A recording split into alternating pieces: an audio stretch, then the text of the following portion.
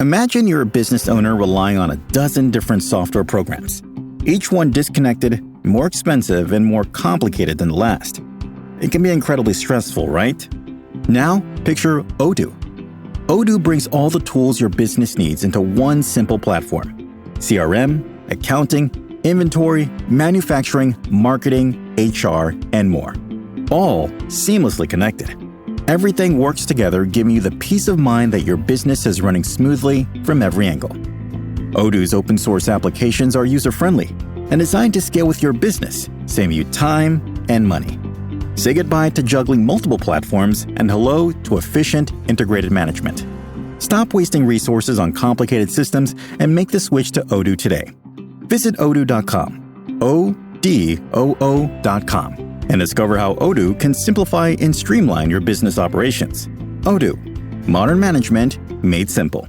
You know when you're really stressed or not feeling so great about your life or about yourself? Talking to someone who understands can really help. But who is that person? How do you find them? Where do you even start? Talkspace. Talkspace makes it easy to get the support you need. With Talkspace, you can go online, answer a few questions about your preferences, and be matched with a therapist. And because you'll meet your therapist online, you don't have to take time off work or arrange childcare. You'll meet on your schedule, wherever you feel most at ease. If you're depressed, stressed, struggling with a relationship, or if you want some counseling for you and your partner, or just need a little extra one-on-one support, Talkspace is here for you.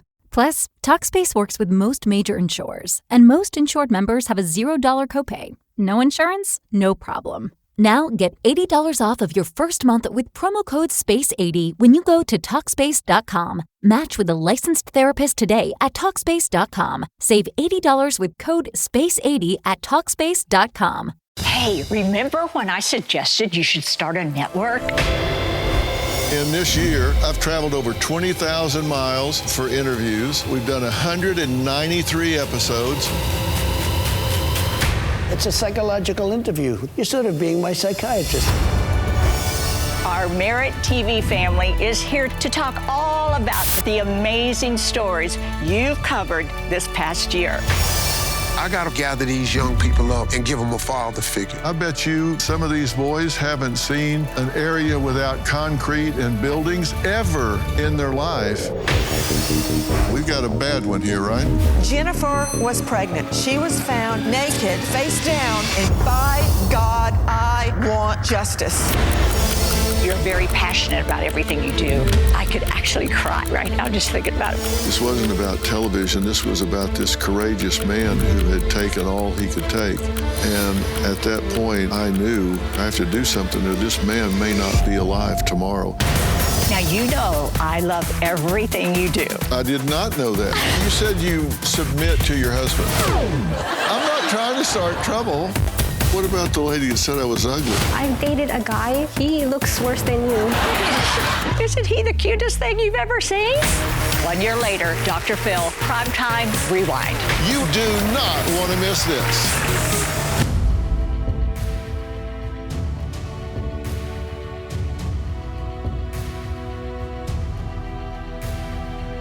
Well, here we are. Can you believe it? 1 year in. When we launched Dr. Phil's Merit TV and Dr. Phil Primetime, I told you it would be different. Raw, unfiltered, unafraid to go where the truth takes us, no matter how uncomfortable, complicated, or controversial. And over the past year, we've done just that.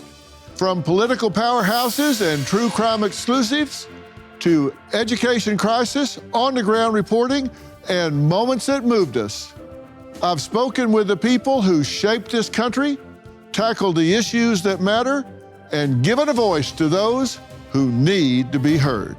Tonight, we're looking back at some of our proudest moments, moments that shocked us, moved us, made us laugh, and yes, made us think harder about the world in which we live. This is more than just a look back. It's a celebration of you, our audience, for coming along on this incredible journey. Welcome to 1 year later, Dr. Phil Primetime Rewind. From headlines to households, from breakthrough moments to changing lives. The Innocence Project appreciates your support more than words can say. Now that mission continues.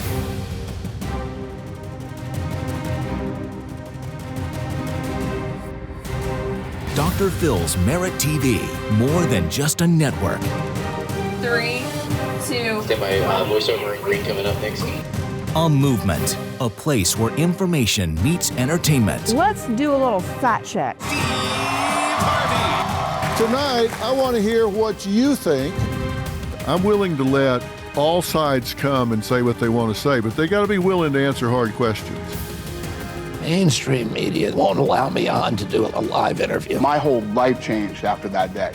And at the center of it all, Dr. Phil, tackling the issues that matter. Our country is going to be based on merit again. For people who care.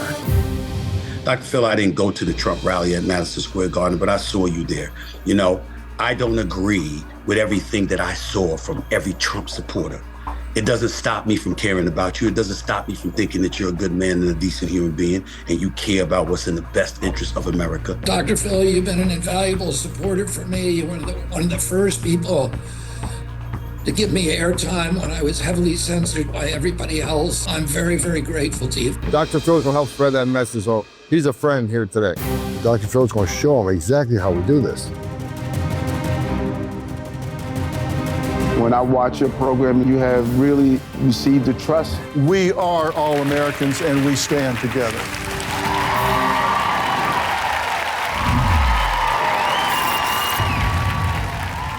Wow, what an incredible year this has been. Does it seem like a year has gone by? It does not. No, it seems like yesterday. I agree. In some respects, it seems like it was just yesterday. In some respects, it seems like this is all we've ever done. True. And I don't forget the 21 years. And I have to say, it was Robin's idea to start a network because we were sitting in LA in our kitchen having dinner one night, and I was really complaining about the news. It was flicking between this one and that one and the other, and I was saying, it drives me crazy that they just put so much spin, so much bias, and so much slant on this. I cannot believe the media doesn't just do what they need to do.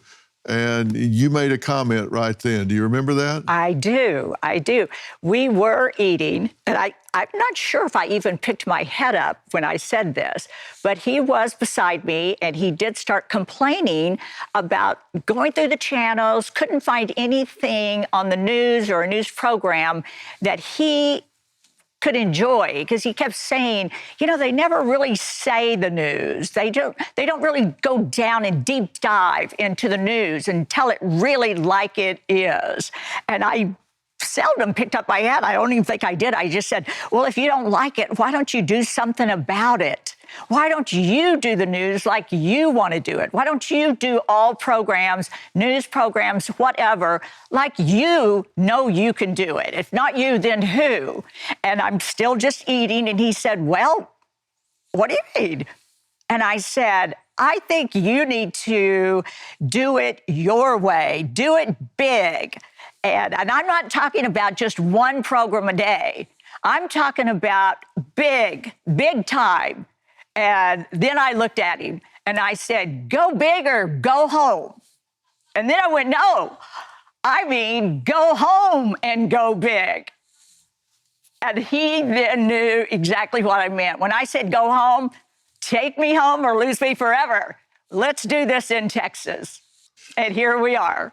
Yeah, and here we are. And in this year, I've traveled over 20,000 miles for interviews. We've done 193 episodes. That includes 4 town halls, hearing from people, letting them have the voice. We've had close to 50,000 audience members, including the town halls, if you can imagine that, like 46,800. And the wait list for the audience is 10,000 people long wanting to come to the shows. So it's just really amazing. And it's been fun. I mean, not everything we've covered has been fun, funny, but it's been exciting, it's been challenging, and I wouldn't change a bit of it. I'm really proud of what we've done. I'm so proud of what we've done. And I think those audiences maybe because we are doing it in Texas. So you know what? You just sit right there. Our Merit TV family is here tonight to talk all about the amazing stories you've covered this past year. After the break, the News on Merit's Chris Gutierrez takes a look back on the time you spent in the field. 1 year later, Dr. Phil Primetime Rewind continues. If you're a business owner, listen up now. You won't want to miss this. Are you sure you're not leaving money on the table when it comes time to exit? Well, thousands of business owners have already used FYSI's exit strategy and valuation services to sell smart and profit big. Why? FYSI will help you plan and position your business for the maximum return. This is what separates billion-dollar companies from small businesses. And FYSI can help you secure your legacy. Time matters. So don't wait until it's too late. Use promo Dr. Phil, DRPHIL, to schedule your free $5,000 risk assessment at FYSI.com/Dr. Phil or call 800-877-4000. That's promo code Dr. Phil to schedule your assessment for free. Visit FYSI.com/Dr. Phil or call 800-877-4000 today. Welcome back to 1 year later, Dr. Phil Primetime Rewind. We're rewinding it here. That's right. Taking a look back. Congratulations, sir, on 1 year.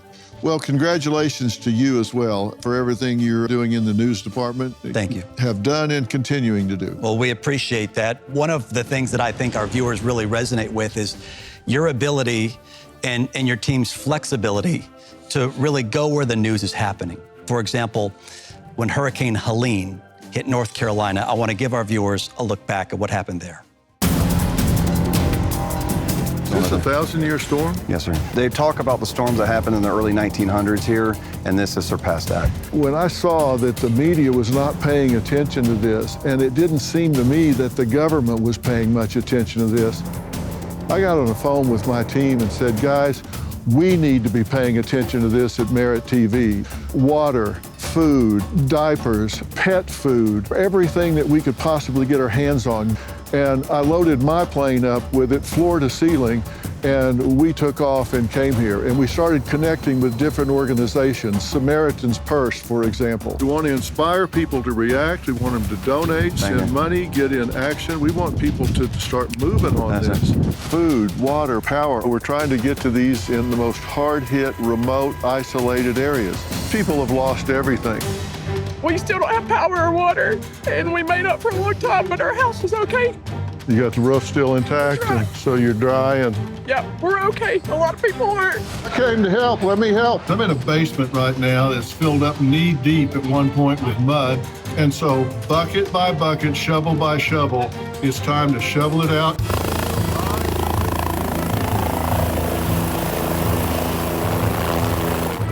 The first phase was going to be search and recovery. Okay, and then what's the second phase? We're following backup with every homeowner that we touched. Okay. And making sure that those that stayed in place and didn't evacuate are still okay and don't have any needs.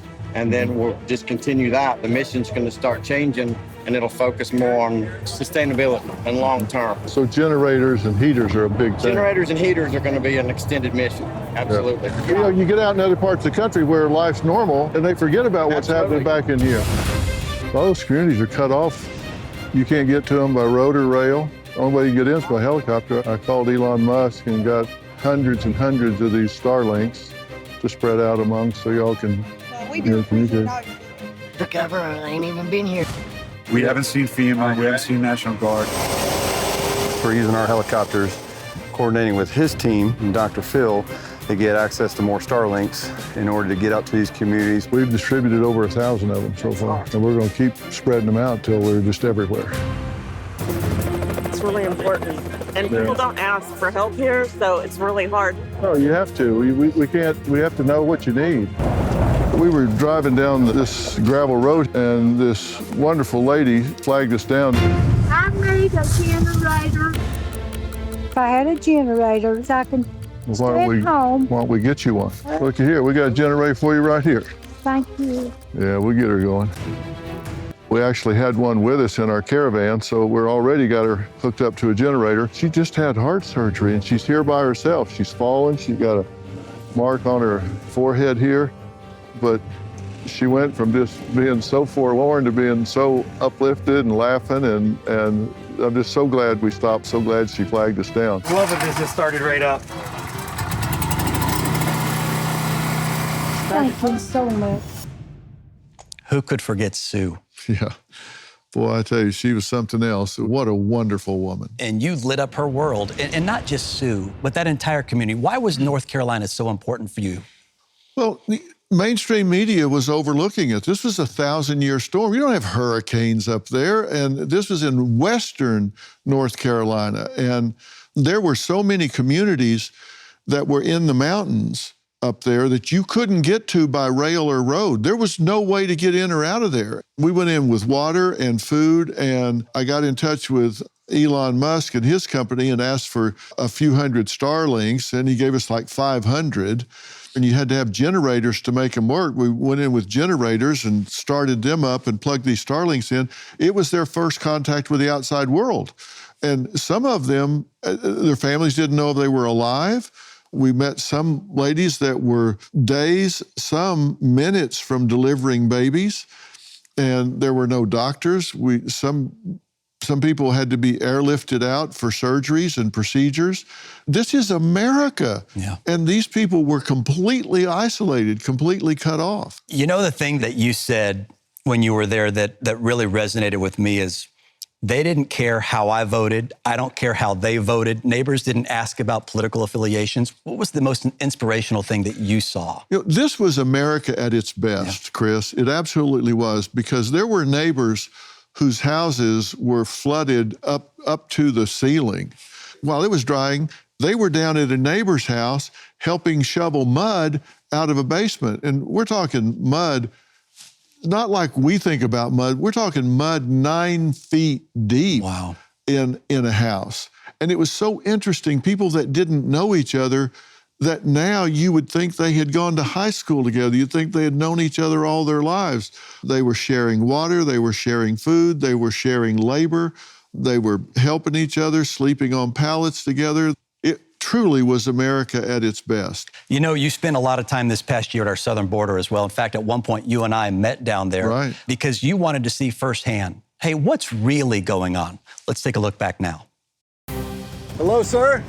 Good to see you. Great to see you as well. We ought to get you out of it and hit some trafficking areas. You can clearly see the people carrying backpacks with camouflage clothes. All right, we're on Smuggler's Highway, and they have stopped a load vehicle, which is a car carrying illegals, human trafficking here. There are Border Patrols who spend their entire shift literally tracking footprints. And they'll walk across and they'll see someone's footprints and they'll circle it and they'll track it. Here's the problem, Dr. Phil. People will come in and you think they're wearing shoes. It's a hoof print, right? So they're always trying to disguise their footprints to keep the Border Patrol, to keep DPS off the mark. Tom Homan is a straight shooter, a no-nonsense guy who's dedicated his life to law enforcement. Let's give a warm welcome to the new border czar, Tom Homan.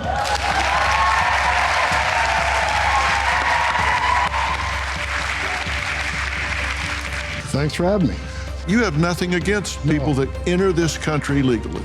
Absolutely not. This country is built on immigrants. I'm not anti-immigrant. I'm anti-illegal immigration. Day one, we're going to be looking for these public safety threats, arresting them, detaining them, and deporting them. There's 3 top priorities, all starting on day one. Secure the border, deportation operation, find those 300,000 children. This is about a nation of laws, and we're enforcing those laws, and we're doing it in a humane fashion. It's not going to be like army tanks going down the cities and looking for people different than us and doing this massive neighborhood sweeps. And if anybody presses that to happen, I'll quit. This has nothing to do with skin color, or this has to do with you broke the law and came into this country illegally, and we have a responsibility. You guys are one of the first press ever to be in this room. We have 1,200 cameras. So these are hidden inside the terrain? Yes. You see 6 guys carrying backpacks. What happens? So once we get a hit, we deploy our own border team. John, how many illegal immigrants have come across your property? Border Patrol's got 500,000. I like to say it shocks me, but it doesn't. The problem is that the critics don't ever come down here to come tour the areas and see what you have come now twice to see in the last several months. We're under attack here, and they need to know that. And thank you for putting that out. Power deport, sex offender, dealing with children. So walking the streets of Chicago. Are you a citizen? My mom's a citizen. Your mother's a citizen? Yes. But you're not? Nope. Look, Dr. Phil. Yeah? How do you know me? No, I seen Dr. Phil, on TV. Yeah? Yeah. You've been charged with sex crimes with children? Not really. Not really? Let's take them in process and lock them up. You had very rare exclusive access with Tom Homan as his ICE agents fanned across the city of Chicago, right? And what you saw and what you brought to our viewers in real time is the fact that these were very targeted raids. They knew who they were going after. You were in the command center, right? You saw the files on these folks. I did, and I'll tell you what was impressive. This was a multi-agency operation with the FBI, ICE, Homeland Security, ATF, and DEA. The cooperation and coordination was incredible. And we show up at like 5 o'clock in the morning, and it's cold. Oh my gosh, it's cold.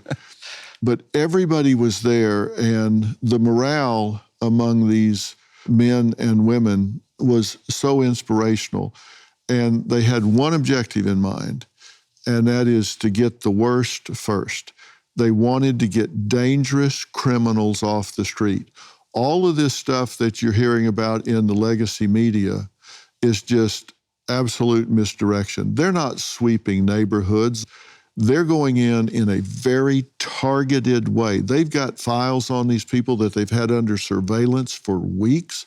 They've got rap sheets, 10, 12 pages long, violent criminals, pedophiles, child rapists, traffickers, gun runners, drug runners. They're going in after specific individuals and taking them out. Now, if they go into an apartment where they are and there are 6 people in there with them, they're going to run them and see who they are, but they're going in after very targeted individuals. It's not what you're hearing. You've done so much this past year. Have you taken the time to look back at your calendar and think, holy smokes? Yeah, we've traveled a lot of miles. You really have. In fact, you were crisscrossing America on a bus. You even got in a horse and buggy to talk to real Americans who are facing real issues. I want to show you this videotape real quick. We have packed up the Merit TV bus and headed to Pennsylvania. Why? Because people in the state could be the deciding factor for who's the next president of the United States. How's the economy here? Grocery prices, food prices, everything's up. So what makes you ready for a change? Cost of food, gas, cost of living. Yeah. So how do y'all feel about all the focus on Pennsylvania for this election? I think every election is very important. Haven't missed an election voting for over 40 years. Really? I think this is a critical election, and Pennsylvania certainly is in the center of it. We have friends, we have family who think differently, and you just have to find a way to respect each other. I mean, we're a diverse nation, and this is our process, right? There's a lot of Amish voting. Yeah, that's what I heard, and they usually don't vote, right? There's a lot of them coming out this year. There's a lot of attention to this part of the country right now with this presidential election, isn't it? Oh, yeah, it sure is. Yeah. Do the Amish people vote? Too many of them don't. What do you think about Donald Trump and Kamala Harris? You know, Trump is the man we need in there. We've had him in there for 4 years, and he's done a great job in there. Yeah. What advice do you have for a house that is politically divided? I'm a Democrat and he is a Republican. Yeah. Do you guys talk about it? We argue about it. Does this create friction between you two? I never thought it would matter until this election, I think, yeah. I mean, we still love each other, but yeah, it matters to us. Well, you heard what she said. She said, we still love each other, but. But means forget what I just said. Now I'm going to tell you what I really think. I think you should get out and make an informed vote. That night, election night, was such a big moment for this network, was it not? It was, and you were the star. I mean, you held that whole thing together that whole night and kept it going and kept everything reporting in a coherent way. And I think we outshined everybody that night, if I do say so myself, in no small part because of your leadership on the news floor. Well, I appreciate that. I want to just take a minute to say thank you for not only investing in what you're doing here, but we've got a team now assembled in our nation's capital, in D.C., because all the news right now is coming out of D.C. So when we come back, we're going to check in with our Lindsay Keith, our political director. She's going to join the conversation as Dr. Phil Primetime Rewind continues right after this. Let's cut to the chase. Your savings could be in serious trouble. When Elon Musk is out here warning us to brace for temporary hardship, you might want to listen. I trust Preserve Gold to safeguard my accounts, and I urge you to do the same. They're the only precious metals company I recommend. Are you going to sit back and hope for the best or take control of your financial future? Text Dr. Phil to 50505 to get your free precious metals guide from Preserve Gold. With gold prices recently breaking records and analysts predicting this trend to continue through 2025, you cannot afford to wait. As a bonus, you can get up to $15,000 with a qualified purchase from Preserve Gold. So don't wait. Text Dr. Phil to 50505. That's DRPHIL to 50505 today. Here in our new media seat today, we have Lindsay Keith. She is the managing editor for Merit TV and serves as their White House correspondent. Merit TV launched 1 year ago and creates and distributes content across diverse platforms. We're glad to have you with us, Lindsay. Please kick us off. Lindsay, good to see you. All of us here were so proud to see White House Press Secretary Caroline Leavitt address you and recognize Merit TV at the press briefing the other day. That had to be interesting. It was. Thank you. It's an honor to represent Merit in that way. You know, it's so crazy because we launched this network in the middle of one of the most consequential and action-packed election cycles in American history. And you actually had an opportunity to sit down with President Trump, not once, but twice during that election cycle in the last year. And I want to play a part of those right now. You know, it was interesting when you called the other day about doing an interview. A lot of people want to do interviews, and I don't just agree to them very easily. But I've always had great respect for you. This is about November 5th, which I think is going to be the most important day in the history of our country. If we don't turn this around, we're not going to have a country left anymore. Did anyone ever approach you and try to get you to drop out of the race? No, they didn't. But I believe they would. If I would have offered that up. What do you say to yourselves when the crowds aren't cheering? What is the hardest, darkest moment? The hardest part for me is probably my family.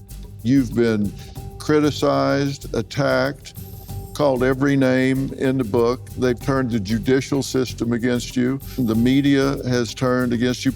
Not campaigning Donald Trump, just real Donald Trump. How do you deal with that stress in your most private moments? Number one, I don't like thinking about it. Out of sight, out of mind. Number two, I have tremendous support. There's an addiction to revenge. You can stop this. You can say, well, no, I think it ends here. It ends with me. I think you'll be proud of the job we do. The word revenge is a very strong word, but maybe we have revenge through success. I find it to be a very different and very interesting it's a psychological interview that you're doing too. You're sort of being my psychiatrist. Very proud to be talking to you. It's been 7 or 8 weeks since would-be assassin Thomas Matthew Crooks fired 8 rounds from an AR-style assault rifle, shooting you in the ear.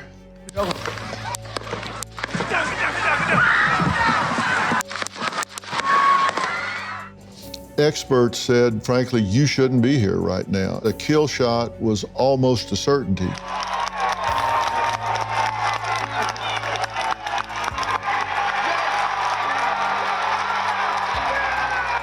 You had to have asked yourself, how am I here and why am I here? It's a very hard one to answer. I mean, the only thing I can think is that God loves our country and he thinks we're going to bring our country back. He wants to bring it back. Has this changed you? It's a very dangerous job. This is the most important election in the history of our country.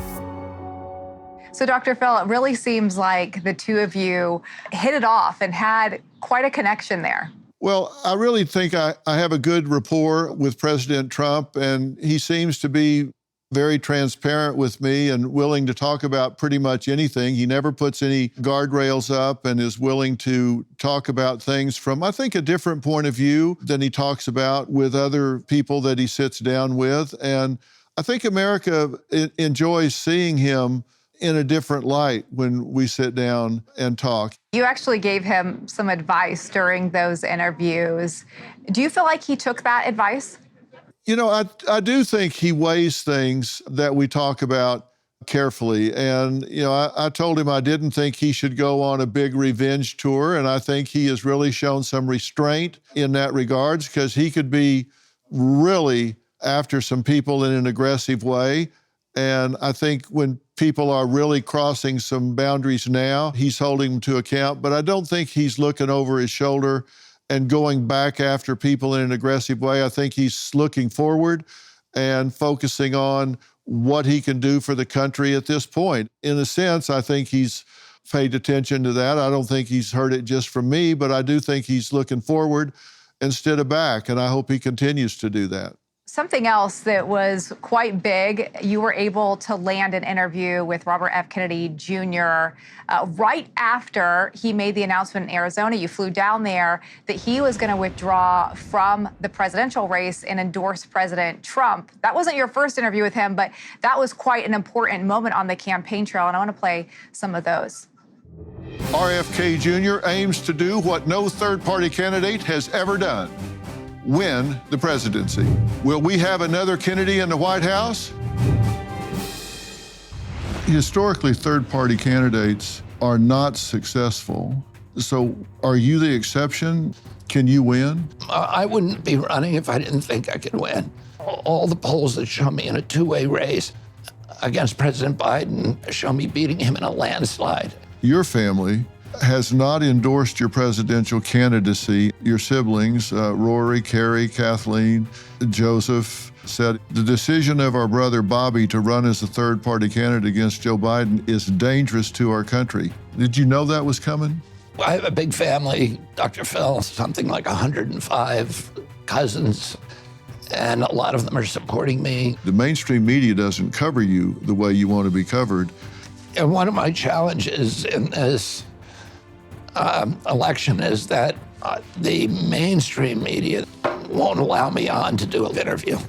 Robert, thank you for sitting down and talking to me. This has been a really pivotal day. You've suspended your campaign. How difficult was this decision?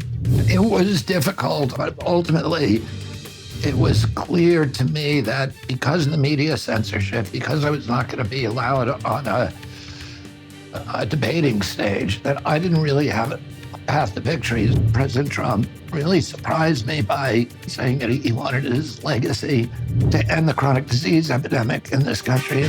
What does it mean to make America healthy again, and what does this encompass? What has to happen? When I was a kid, we were the healthiest country in the world. We had the most revered healthcare system. Today, we have the worst healthcare. We have the most expensive. We've had an increase in chronic disease. That's not normal. Other nations don't have anything like that. You know, so Dr. Phil, this really, as I mentioned, was such a critical moment on the campaign trail. And you talk about this oftentimes, that while you may not agree with everything, you're able to have important conversations with RFK Jr. That's right. And, you know, that was a really interesting day because I was actually at Trump Tower in Las Vegas interviewing President Trump. And an hour and a half later, I was in Phoenix to receive RFK Jr. when he walked off the stage, where he came out and he suspended his campaign and endorsed Donald Trump. So within like an hour and a half of each other, I was in two different states interviewing President Trump, the candidate, and RFK Jr., the candidate who had just switched over. So talk about a hectic run between two states and two different candidates that now were in the same campaign. So we were running fast, but I thought it was important to get there and be the first interview with RFK Jr. when he walked off of that stage to ask him what it was that he heard from Donald Trump to feel good about throwing in with him, and did he get the commitments he needed to stay the course on what he thought was important about making America healthy again. And I think that everything that he was promised at that time seems to be true so far. So I think he made the right decision. Yeah, it was so awesome to see you have those important conversations. But it wasn't just President Trump and RFK Jr. You also spoke to so many other politicians and notable figures in just the last year. Let's play some of those. You have had an amazingly interesting and diverse career, have you not? I was elected to the Hawaii State House when I was 21. I was the youngest woman ever elected in the country. People have been critical of Trump having a relationship with dictators. Do you think that's a good thing or a bad thing? As our commander-in-chief, I would want that person to go and have a good rapport, to be able to pick up the phone and call Putin, call Kim Jong-un, call any leader in the world to advocate for our interests. You pivoted to run for president. What made you make that decision? I think that American dream isn't going to exist for our kids and their generation unless we actually step up and do something about it. By the time you got to the Iowa caucus, support was really waning. What happened? So by the time of the first debate, I was at the center of that debate stage. I was the principal topic of attack from all directions. I've spent about 10 years as a prosecutor, but about 24 years as a defense attorney in LA County. What do you think resonated most out of the messaging that you were delivering with the city? I think safety is the crossover issue. You've got to look at each case individually. The individual defendant, the crime committed, the impact on the victim, to determine who the true threats are to our public safety and need to be behind bars.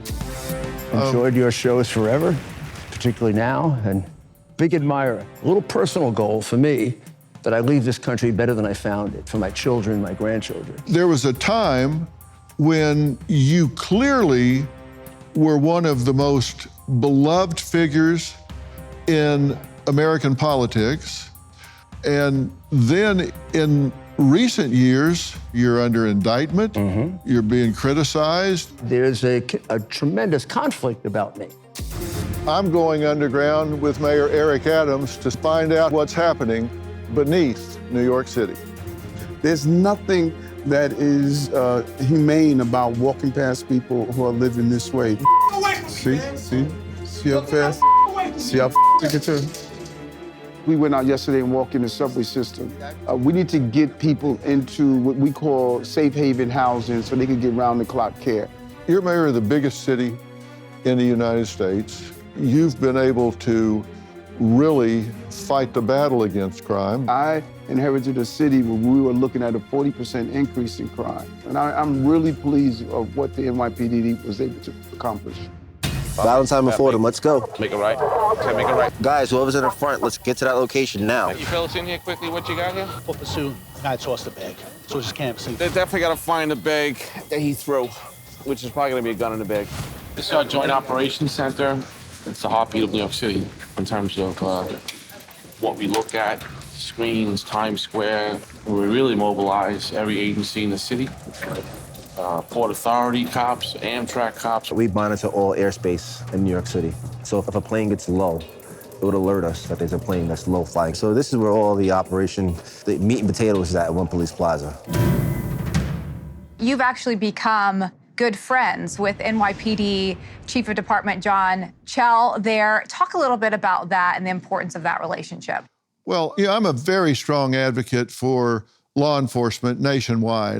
It's very important to me. I think we're a nation of laws, and the NYPD is the biggest police department in the country, if not the world. And Chief Chell and now Deputy Mayor Kaz Daughtry are, I think, exemplary law enforcement professionals, and I have really built a relationship with these two men that I have tremendous amount of respect for. Mayor Eric Adams is a former police officer and really is behind the NYPD and supports everything that they do. And we've really got a good relationship between Merit TV and New York City and the NYPD. And I will say the same thing about Los Angeles. The new DA there, DA Hawkman, has got a completely different attitude than the prior DA there. He's very much law and order. He's very much about holding criminals accountable and supporting the law enforcement people there. So the two biggest cities in the United States, we've really been able to build a great rapport between Merit TV and the number 1 and 2 cities in the country and their law enforcement organizations. So I'm really proud to have a working relationship with both. It's incredible. And I think that's what's so unique about Merit TV is this is where people can get the real story, see you on the front lines of so many important headlines, whether it's in a crazy election cycle or in these critical cities right now. So congratulations, Dr. Phil, on all you've accomplished in just 1 year as you've launched this network. It's such an honor to be a part of it. Up next, the crimes that grip the nation and the people who still don't have answers. Welcome back to 1 year later, Dr. Phil Primetime Rewind. All right, Dr. Phil, you and I have talked so many times about the laws here in the country, about the people that break them, about all the big cases that are going on. And, some of these cases just really sort of get into your skin. They kind of stick with you. You wonder if justice is going to be done. And you never hesitate to jump in and really dig to find that truth. And we also have Nancy Grace here as part of the Merit family, and she is also a great advocate for these things. And you have her on regularly to talk to her and have her tell you about the latest cases, and you discuss them together. Let's take a look. Please welcome the one and only Nancy Grace. We got a bad one here, right? Jennifer was pregnant. She was found naked, face down, and by God, I want justice. To this day, her killer remains at large. The #1 cause of death amongst pregnant women. It's homicide. Bryn went into what is known as a cannabis-induced psychosis, which resulted in her repeatedly stabbing her friend, Chad O'Melia. I saw the knife in my left hand stab his abdomen, and then it just went black. How many times did you stab him? The media says that it's 108 stab wounds. That's when I would start to hear voices. And they would say what? Keep going, don't stop, you can do this. Bryn was found guilty of involuntary manslaughter, and in a move that shocked the country, was given no jail time. Sexual predators showing up where you least expect it, your child's classroom. At what point did it cross the line? She came back in the back of the bunk room with me, and that's where it all started. When she assaulted me, I didn't know what to do. They're gonna blame these kids, and they're gonna say that they're the ones who caused this. Minors can't give consent. It's statutory rape at a minimum. What do we really know about who we turn our loved ones over to? Billy Shamirmir terrorized, murdered, and robbed at least 27 vulnerable seniors. While she was being smothered to death, I was sitting on my couch watching football. Initially, did you suspect foul play? We did not. Most serial killers start killing once a year, and then they speed up. By the time he was caught in March of 2018, he killed 5 women in that 1 month. And we're talking about Ted Bundy. We're talking about Jeffrey Dahmer numbers. They say, give people the benefit of the doubt. That's the most insane thing I've ever heard in my life. Seeking safeguards from stalkers. The most dangerous time for many victims is after they file for protective order. Charles came to town looking for you and murders her. Yes, he cut out her heart, cut off her face. They're not taking you seriously. The first officer I spoke to laughed. You were getting stalked? He walked into the house, struck her with the axe, and kills her. Imagine receiving a call from the police and being told that your young daughter is dead. 20 stab wounds, and it was ruled a suicide. I have no doubt in my mind, Ellen was murdered. You mean to tell me she sliced her own spine and kept stabbing herself? It's the most disgusting thing I've ever heard. I know she was murdered. You know, Dr. Phil, Nancy is always just incredible, right? She's so passionate. She's such a voice for the people who can't speak for themselves. She's just, so committed and digs in. And one of the things that I try to do, and I think you and I have such a great dynamic of breaking the law down and the facts of these cases down so people understand what's really going on in the courtroom, because people are used to trying these cases in the court of public opinion and don't understand that's not the way it works in court. Right. There's one set of data that people get in the media, which a lot of it is speculation and conjecture, and the jury doesn't get to hear all of that. They just get to hear a subset of what's admissible and what they may hear. And it oftentimes is a completely different case than what's tried in the media. And that's why I enjoy us talking about it in terms of what actually happens in the courtroom so people understand the difference. Yeah, there's so much that goes into it and impacts the jury that people just aren't aware of unless you pulled back that curtain for them. I know you're a very strong advocate and you do not back down from a fight, especially when you believe in it and especially when someone's life is on the line. There was a case that you covered, Robert Roberson. He's on death row. He was convicted of murdering his 2-year-old daughter back in 2002, and he's been on death row ever since. And you went and talked to him. Let's look at that. Robert Roberson is facing execution for the death of his 2-year-old daughter.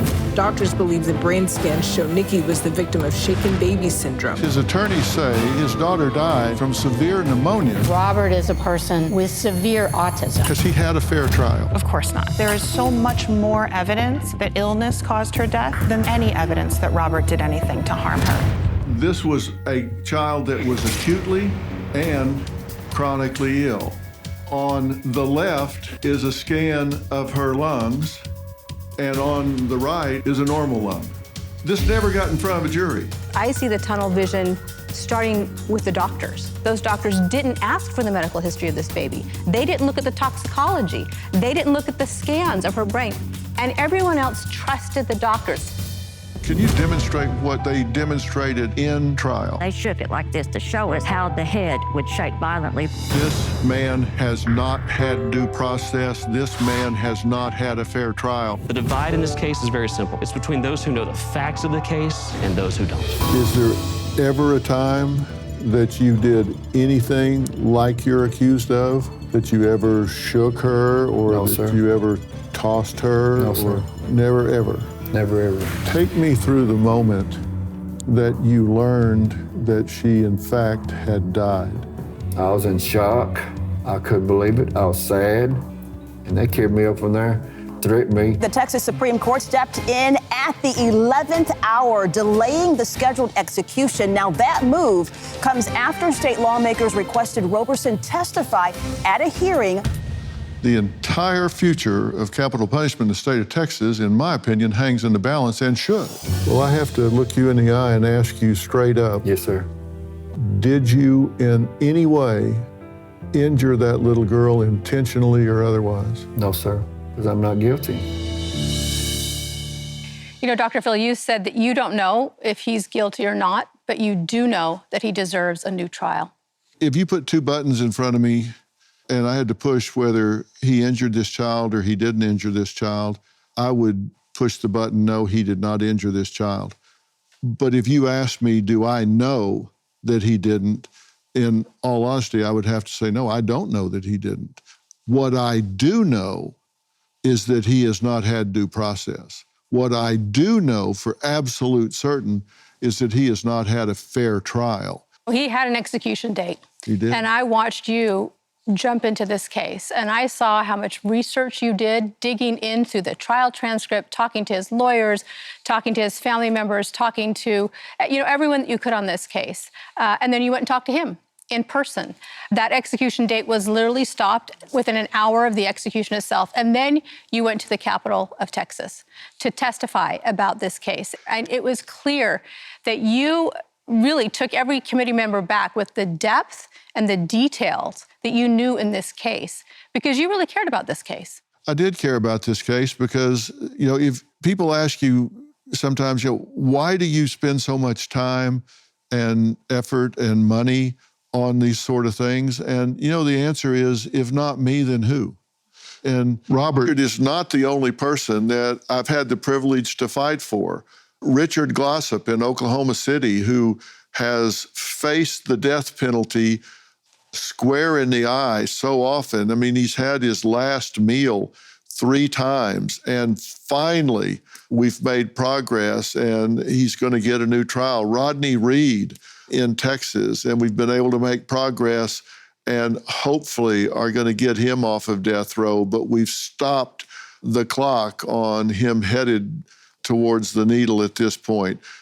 John Kinsell, who is in for life, and his supposed victim has recanted across her entire life, facing potential perjury charges in jail herself, and has never wavered since she has said this didn't happen. After being pressured by the DA, we're fighting and fighting and fighting for these people, along with the Innocence Project and Jason Flom, who is so dedicated to helping these people. I'm just very passionate about those that don't have a voice for themselves. Well, I really appreciate the dedication, the commitment, and all of the time that you put into these cases. For decades, you have fought to protect children and keep them safe. And on Dr. Phil Primetime, it's been no different.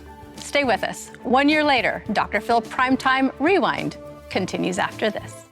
Welcome back to 1 year later, Dr. Phil Primetime Rewind. I've been so impacted by how passionate you are about school shooters. You did a special about it, and you covered it on Dr. Phil Primetime so beautifully. If your child commits a crime, you may do the time. My client had no knowledge that his son had access to a firearm. They bought it for him. I don't know that there were red flags. Do you think the son had mental issues? He did shoot up the school. My parents won't listen. It's causing me to shoot up the Blanken school. We've got a kid that's crying out for help and nobody is responding. Those parents willfully allowed this. They could have stopped it. I think that 3 groups need to be held accountable: the shooter, the parents, and the school. I know your pain and loss will never go away. I am sorry for your loss as a result of what my son did. If you could change what happened, would you? Oh, absolutely. I wish he would have killed us instead. Metro Police! People are all bleeding, they're gonna die. Shots fired at Santana High School. Students are running for cover. There is no way that my son would have done something like this. What in the world happened? I'm not here to talk about guns. I'm here to talk about the people that use them. It was just like I wanted to die. I wanted my pain to stop. Did you want people to stop you? Is that why you were telling people? Yeah, absolutely. I need you. I need you to help me here. Raise it high. There are identifiable markers on the path of a shooter. These shooters are not monsters until they pull the trigger. You know what they are 30 seconds before they do? They're just a troubled teen walking among you. Did you want people to stop you? Is that why you were telling people? Yeah, absolutely. Sadly, school shooters sometimes walk among us and have become an all too painful reality in our society. School shooters are identifiable. We have the knowledge, we know the signs, and we can get them help before they pick up that weapon. But we must work together to stop them. So let's talk about that. I'm really frustrated because we know so much more about the shooters than we're using. And it's not just semantics that I'm saying shooters instead of shootings. Big difference, just very few letters, but a big difference. I wish I could predict where school shootings are going to happen, when they're going to happen, but I can't. But we do know who is at risk for becoming a school shooter. And that means if we pay attention, we can identify who's at risk for doing this. There are like 50 million kids in public schools alone. And my goal is to deputize all 50 million of those kids to be able to recognize who's at risk for doing this kind of thing, because they're the ones that know. I know you're going to remember this. Our youngest son is 37 years old. And I can remember when he was in maybe the 3rd or 4th grade, we took him and his friends after a ball game to dinner. And there had been maybe the first school shooting. And we sat there with them at that dinner and we asked them at the time, who would be the person you would think would be this school shooter that just happened in the school? And they all said the same name. Yeah. And we asked them why. They pointed out this young child using the same markers that you talk about right now. Our son is grown. His brother is older. He's got teenage children. And we're still dealing with school shooters. And I'm so thankful that you are so brilliant and you are on this mission to educate and to help with the school shootings. Yeah, it's knowable. I mean, there are some things that they can't know, but there are things they know. And we have to teach them that telling is not tattling. They're not getting somebody in trouble. It's just a completely different mindset. They're getting them help because these are violent suicides, most of these shooters. So they're saving their life and those of those kids that are around them. So it's really, really different. And sadly, these aren't the only risks kids are facing in this day and time. The world is changing. Let's take a look at some of the other risks these kids are facing. America, we have a problem. Our virtual borders are being breached, and our children are under attack.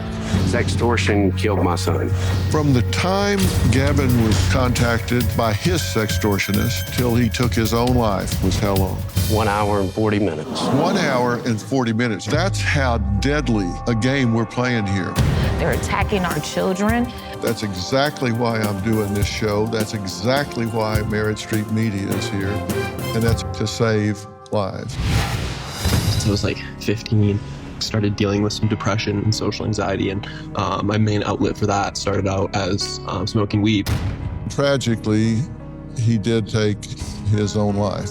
You believe that marijuana was the reason.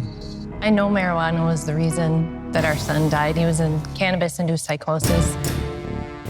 This is an out-of-control, predatory addiction for profit. Thousands of children whose lives are bettered by their cannabis use. You are destroying the lives, and it's got to stop. This is a very powerful substance now, and with that comes a dark side.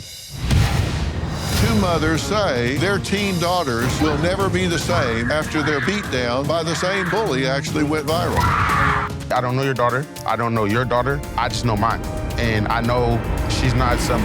She's my daughter's monster.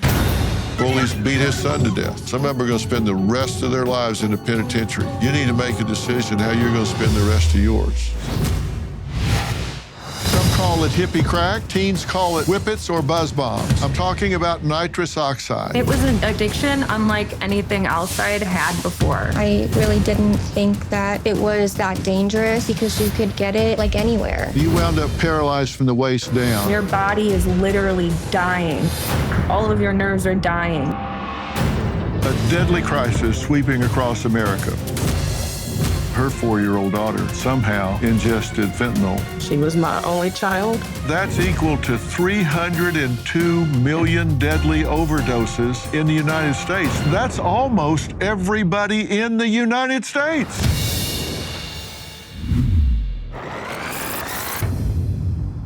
That's a lot of stuff for kids to deal with. These young men getting sextorted. I mean, how heartbreaking was it to see that? Oh, that one show, yes, for sure. The father was here talking about his son, who he had less than an hour once it started, and he was gone. Took his own life. And this fentanyl, I tell you, I hate it when I hear people talk about fentanyl overdoses. These aren't overdoses. These are poisonings. And just in what they're seizing, there's enough fentanyl coming across the border for 302 million doses. I mean, this is enough to kill almost every American alive today. And one of the things I want to reiterate is 100% of the pills these kids are buying on the internet are counterfeit, 100%. And almost half of those have lethal doses of fentanyl in them. So you got like a 1 in 2 chance of winding up dead if your kids or your grandkids buy pills off of Snapchat or any of these other social media platforms. So you need to talk to your kids, you need to talk to your grandkids, because they buy a pill off of the internet, they got a 50-50 chance of winding up dead when they do. So I said it then, and I'm saying it again now. Don't let them do that.